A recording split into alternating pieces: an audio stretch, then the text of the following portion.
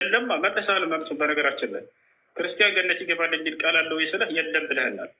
ታዲያ ምንድን ነው ገነት የምትገቡት የሚለውን ሀሳቡ ምንድን ነው ስለው ክርስቶስን የተከተለ ገነት ይገባል አለ።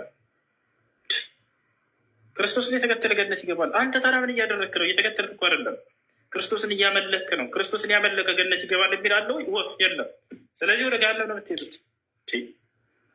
ክርስቶስን ያመለከ ገነት ይገባል የሚል የለም። ወዴት ነው የምትሄዱት? ወደ ገሃነም ያለምን ጥርጥር።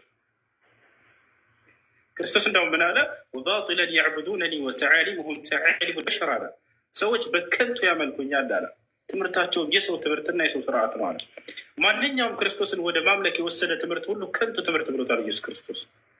ወባጢለን ያዕቡዱነኒ በከንቱ ያመልኩኛል አለ። ልክ ኢሳያስ ሲናገር እንደነበሩ ቀደምት ነቢያት በከንቱ ያመልኩኛል ሲል እንደነበሩት ኢየሱስ መጣና ደገመው። ወባጢለን ያዕቡዱነኒ። ታዲያ ማንን ነው መገዛት ያለባቸው ሰዎች? ኢየሱስ ክርስቶስ ራሱ ለአብ ይገዛል።